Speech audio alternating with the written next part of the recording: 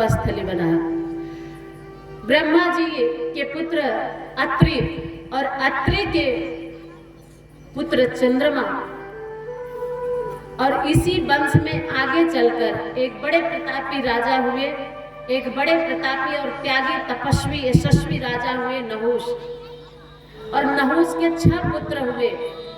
बड़े बेटे का नाम ययाति है, बड़े पुत्र का नाम ययाति है। नहुष के 6 पुत्र हैं, 6 में से सबसे बड़े बेटे का नाम ययाति है।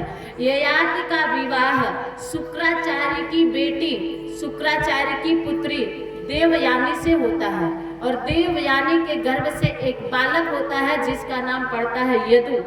और चंद्रवंश में हमारे गोविंद का प्राकट्य यदु वंश में होता है। ये यदु राजा बहुत ही प्रतापी राजा हुए। जैसे सूर्यवंश से रघुवंश का नाम बदला, जब कृति फैली रघु की, राजा रघु की कृति इतनी फैली कि सूर्यवंश से रघुवंश में चेंज हो गया।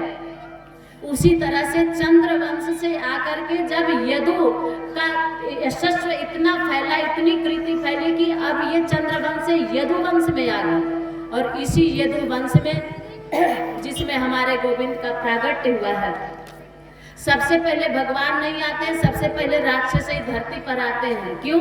क्योंकि राक्षस नहीं आते। हम तो कहते हैं अच्छा हुआ कि पहले राक्षस आते हैं, और अगर राक्षस आते नहीं तो भगवानों वहीं पड़े रहते। हम लोग ये सब कुछ नहीं कर पाते, ना उनको हम यहाँ बुलाते, ना वो आते, ना खिलाते, ना चूमते, ना दधी माखन चुराते।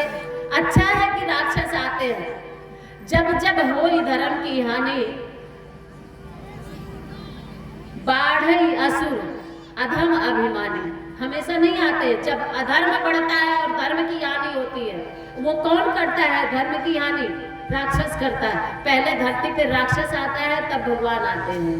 जब जब हो ही धर्म गई हानि, जब जब हो ही धर्म के हानि, बाढ़ई असुर अधर्म अभिमानी, बाढ़ई असुर अधर्म अभिमानी,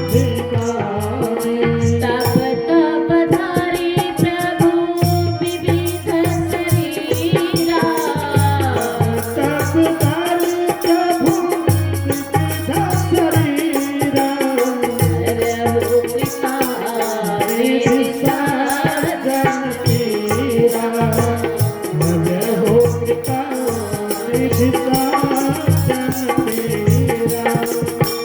सुखदेव जी महाराज कहते हैं, हे राजन, राजा परीक्षित, जब धरती पर अधर्म बढ़ जाता है और धर्म की हानि होने लगती है, तब किसी न किसी रूप में परमात्मा को धराधाम पर आना पड़ता है।